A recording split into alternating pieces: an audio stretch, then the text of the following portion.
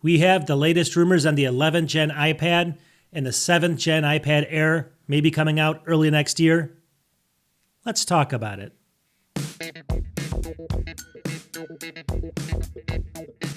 Welcome back to the channel. So you heard that right. We have the current rumors on the brand new 11th gen iPad coming out. When's it going to come out? We're going to find out. We also have some rumors on it's going to be the brand new 7th gen iPad Air. And you're going to be saying, didn't the 6th just come out in May? And you'd be right. That's a little unusual as well. So I guess sit back and relax. And again, don't blame me. I'm just a messenger. These are just rumors by Mark Gurman, and we'll get into who he is in a second. For all it's worth, this is what I got.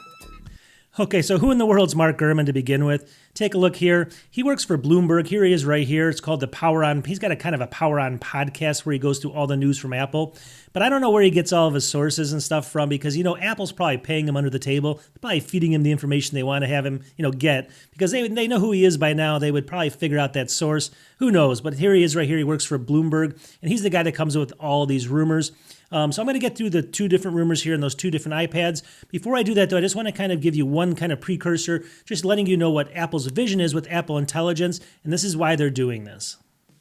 Okay, so the first story I'm going to go through here, and it's going to be really quick, is just to kind of set up the stage here, and it's going to make sense when we see the other two devices later. Hold on one second here. So here it is from 9to5Mac. It says, Gurman, Apple internally believes that it's at least 2 years behind in AI development. This is pretty crazy. It says, according to the latest edition of Mark Gurman's Power On newsletter, some employees at Apple believe that the company is around 2 years behind artificial intelligence development, and they got some insight into the studies and talking to people. So that's kind of what they're thinking there, which is kind of, unusual, right, for Apple to be behind.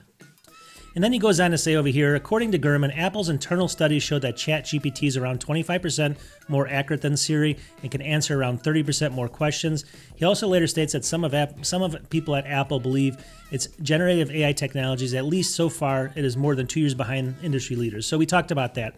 But then down here he says, Apple has proven successful in catching up in fields they're seemingly behind in, such as Apple Maps. Gurman believes that Apple will catch up regardless, whether they do it themselves, hire people to do it, or acquire the necessary companies to do it. So they can just buy this technology. They're so big they can do this. This is not a problem.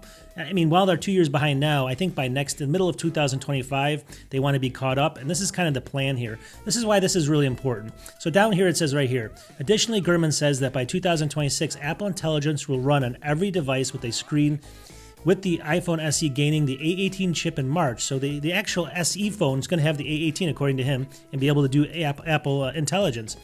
And the entry-level iPad probably receiving the update later in 2025. What? That's what we want to get into for the iPad 11th gen. All right, you heard it right here from Mac Rumors. New entry-level iPad with Apple Intelligence likely coming in late 2025. So it says Apple's most affordable iPad model will receive an update with Apple Intelligence capabilities in late 2025, Bloomberg reporter Mark Gurman has suggested. So he's saying it's not coming in the next month or something. He's saying it's coming in late 2025. Late, not even beginning of it. So hold your horses here. He says in his last, basically, newsletter, Gurman said that the iPhone SE is expected to gain Apple Intelligence in March of 2025, with the entry-level iPad following later in the year. Gurman went on to suggest that every Apple device with a screen will support Apple Intelligence by 2026. So obviously that, it's one of those things where this is what he's saying. Is it true or not? We don't know. Could they possibly release something this month and then, later next year in November, do another update to this and make it the 12th version with the Apple Intelligence? That's not what he's saying. He's saying they're going to wait because they have to, basically. He's saying the timeline indicates a significant gap since the last refresh of the entry-level iPad, which occurred in October of 2022. The delayed update could be attributed to technical requirements in implementing AI capabilities in a budget-friendly $349 device. So this is the issue that they're having with this device. Apple is kind of a little bit behind, but they want to have all of their stuff have Apple Intelligence. We thought maybe they would have some devices that wouldn't be capable. That's not the way they're going to be going here, according to Mark Gurman. So what they have to do is they either have to make the decision to put like a slower chip in this now and then have it not be able to do it and then update it again next year, or just wait until next year to update this. So it looks like down here, the current 10th gen iPad has an A14 chip, which was first used in the iPhone 12 lineup. It's getting outdated. The logical choice would be the A16, and we talked about this before. more logical would be A16 chip that was used in the iPhone 15. But if Apple wants to make Apple Intelligence accessible, the A17 Pro chip or the A18 would be not necessary. And they can't put that in there right now because it would compete with the iPad mini. It would compete with so many other things. They just put the A17 Pro and the mini. It just doesn't make a lot of sense for them. So he's thinking they're going to have to wait on this device until almost not the end, but like October, November of 2025. And at that time, it'll make sense to put those chips in it. And we may be waiting a long time on the 11th gen.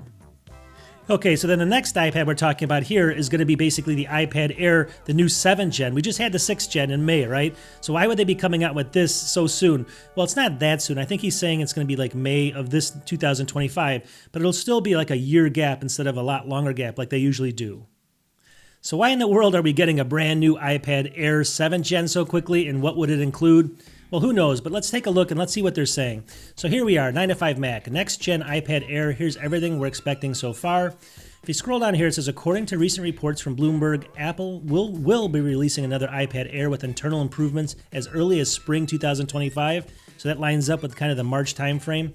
And so it basically says it's unusual, though, because it's usually 18 to 24 months between these versions. So what are the improvements and why would they do this? One reason they're saying is the new Magic Keyboard. At the very least, Apple's reportedly designing a brand new Magic Keyboard specifically for the iPad Air. Currently, the iPad Air uses the original Magic Keyboard design that was introduced in 2020 with the iPad Pro. Since then, the base model iPad has received a new Magic Keyboard Folio, and the iPad Pro has a new aluminum Magic Keyboard. So according to Gurman, the new Magic Keyboard should have a new function row similar to the aforementioned iPad keyboards. However, unlike the iPad Magic Keyboard Pro keyboard, the Magic Keyboard for the iPad Air will have won't have an aluminum case, so maybe it's plastic, I don't know. They're going to have to make it a little bit different, obviously to separate the two products there. So that's a little unusual. But then he goes on to say, hopefully, currently the older Magic Keyboards start at $299 for the 11th inch and $349 for the 13th inch, despite the fact that the iPad Pro Magic Keyboard is far superior. So he's hoping the prices go down. But the first reasoning is because they want to introduce this keyboard. It's going to be ready around that time. So, and the Air basically is kind of more people buy this than the Mini. So updating it more often, like once a year, makes more sense for this actual model. And it's a good time to do it with the keyboard. That's one kind of philosophy. I'm not buying it, but this is what he's saying. So now let's talk about what CPU or what chip this thing would get. This is even more confusing. So right here, new chip. In Gurman's initial report, no details were specified regarding the chip. However, it is quite unlikely that Apple would update the iPad Air and leave the chip the same. We know that it's not going to leave it the same, right? So it leaves 3 different versions here that could possibly come out. M2 chip with a 10-core GPU, which we'll get into, the M3 chip, and then the M4 chip, likely binned. So currently the iPad Air is an M2 chip, although it's binned with a 9-core GPU. It's possible that Apple could simply just, use the same chip, increase it to the 10-core GPU to kind of make it a little bit better. I don't see them doing that because they just almost never do that, right? Then down here it says Apple could also implement the M3 chip in the next iPad Air. We initially believed Apple is trying to move away from the first generation 3nm process as quickly as possible due to high costs and low yields. But then they put the A17 Pro chip in the iPad mini. M3 in the iPad Air is a possible upgrade, as the iPad Air has always lagged a year behind. So obviously they don't want to make it as fast as the Pro versions. So, you get that. However, this still might not happen due to the fact that the iPad Air is a significantly higher volume product than the iPad mini, which uses bin chips that were just lying around. So we don't think that they're going to go back to like longer, older chips. We do think it's going to be this third option here.